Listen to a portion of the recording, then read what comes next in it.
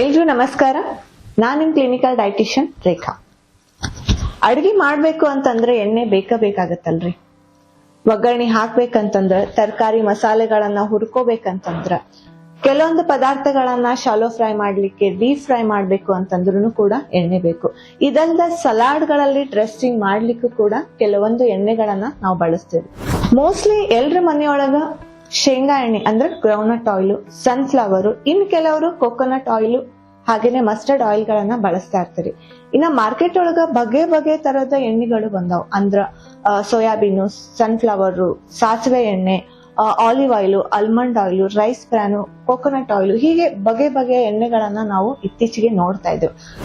ಆರೋಗ್ಯದ ವಿಚಾರ ಬಂದ್ರ ಯಾವ ಎಣ್ಣೆ ಬಳಸಬೇಕು ಅನ್ನೋ ಗೊಂದಲ ಎಲ್ಲರಲ್ಲೂ ಶುರು ಆಗುತ್ತೆ. ಹಾಗೇನೆ ರಿಫೈನ್ಡ್ ಆಯಿಲ್ ಯೂಸ್ ಮಾಡಬೇಕು ಅಥವಾ ಕೋಲ್ಡ್ ಪ್ರೆಸ್ ಮತ್ತು ವುಡ್ ಪ್ರೆಸ್ಡ್ ಆಯಿಲ್ ಯೂಸ್ ಮಾಡಬೇಕು ಅನ್ನೋ ಕ್ವಶನ್ ಆಗ್ಲಿ, ಕನ್ಫ್ಯೂಷನ್ ಆಗ್ಲಿ ಎಲ್ಲರಲ್ಲಿ ಇತ್ತೀಚೆಗೆ ಬರ್ತಾ ಇದೆ. ಈ ಅಡುಗೆ ಎಣ್ಣೆಗಳು ನಿಮ್ಮ ಅಡುಗೆಗೆ ರುಚಿ ಕೊಡೋದು ಅಷ್ಟೇ ಅಲ್ಲದೆ ನಿಮ್ಮ ಆರೋಗ್ಯದ ಮೇಲೆ ಕೂಡ ಒಳ್ಳೆ ಪರಿಣಾಮಗಳನ್ನ ಬೀರ್ತವೆ. ಈ ಎಣ್ಣೆ ಬೀಜಗಳು ಅಂದ್ರೆ ಸನ್ಫ್ಲವರ್, ಗ್ರೌಂಡ್ ನಟ್, ಸಾಸಿವೆ, ಎಳ್ಳು, ಸೋಯಾಬೀನ್, ಇದಲ್ಲದೆ ಕೊಕೊನಟ್, ಆಲಿವ್ ಆಯಿಲ್, ಇವುಗಳಲ್ಲಿ ಎಸೆನ್ಷಿಯಲ್ ಫ್ಯಾಟಿ ಆಸಿಡ್ಸ್ ಅಂದ್ರೆ ಒಮೆಗಾ 3 ಫ್ಯಾಟಿ ಆಸಿಡ್ಸ್ ಮತ್ತು ಒಮೆಗಾ 6 ಫ್ಯಾಟಿ ಆಸಿಡ್ಸ್ ಗಳು ಹೇರಳವಾಗಿ ದೊರೆಯೋದ್ರಿಂದ ಇವು ನಿಮ್ ಸ್ಕಿನ್ ಮತ್ತು ಹೇರ್ ಹೆಲ್ತ್ ಅನ್ನ ಇಂಪ್ರೂವ್ಮೆಂಟ್ ಮಾಡುತ್ತೆ. ನಿಮ್ ಬಾಡಿಗೆ ಇನ್ಸ್ಟೆಂಟ್ ಆಗಿ ಎನರ್ಜಿನ ದೊರಕಿಸುತ್ತೆ. ಇನ್ನ ಬಾಡಿ ಸೆಲ್ಸ್ ಗಳ ಗ್ರೋತ್ ಮತ್ತು ಡೆವಲಪ್ಮೆಂಟ್ ಗೆ ಸಹಾಯ ಮಾಡುತ್ತೆ. ಹಾಗೇನೆ ನ್ಯೂಟ್ರಿಯೆಂಟ್ಸ್ ಗಳನ್ನ ಅಬ್ಸಾರ್ಬ್ ಮಾಡಲು ಕೂಡ ಇದು ಸಹಾಯ ಮಾಡುತ್ತೆ.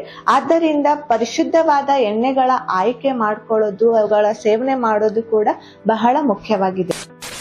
ರಿಫೈನ್ಡ್ ಆಯಿಲ್ ಅಂದ್ರೆ ಸಂಸ್ಕರಣೆ ಮಾಡಿರುವಂತಹ ಎಣ್ಣೆಗಳು, ಇವುಗಳಲ್ಲಿ ಕೆಮಿಕಲ್ ಬಳಸಿ ಶುದ್ಧೀಕರಣ ಮಾಡುವುದರಿಂದ ಇವುಗಳ ಕಲರು, ಸ್ಮೆಲ್ಲು, ಟೇಸ್ಟ್ ನ್ಯಾಚುರಲ್ ಆಗಿ ಉಳಿಯುತ್ತೆ.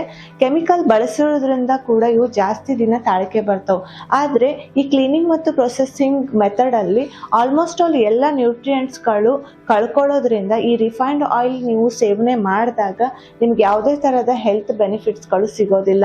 ಇದರಿಂದ ನೀವು ಹೆಲ್ತ್ ಪ್ರಾಬ್ಲಮ್ಸ್ ಗಳನ್ನ ಫೇಸ್ ಮಾಡ್ಬೇಕಾಗತ್ತೆ. ಆದ್ದರಿಂದ ಆದಷ್ಟು ರಿಫೈನ್ಡ್ ಆಯಿಲ್ ಗಳನ್ನ ಬಳಸೋದನ್ನ ಕಡಿಮೆ ಮಾಡ್ರಿ ಅಥವಾ ಸ್ಟಾಪ್ ಮಾಡ್ರಿ. ರಿಫೈನ್ಡ್ ಆಯಿಲ್ ಬಳಕೆ ಮಾಡೋದ್ರ ಬದಲಿಗೆ ಕೋಲ್ಡ್ ಪ್ರೆಸ್ ಅಥವಾ ವುಡ್ ಪ್ರೆಸ್ ಆಯಿಲ್ ಅಂದ್ರೆ ಗಾಣದ ಎಣ್ಣೆಗಳನ್ನ ಬಳಸೋದು ಬಹಳ ಉತ್ತಮ. ಯಾಕಂತಂದ್ರ ಇವುಗಳ ಪ್ರೊಸೆಸಿಂಗ್ ಅಲ್ಲಿ ಯಾವುದೇ ತರದ ಅಡಿಷನಲ್ ಕೆಮಿಕಲ್ ಗಳನ್ನ ಬಳಸಿರುವುದಿಲ್ಲ.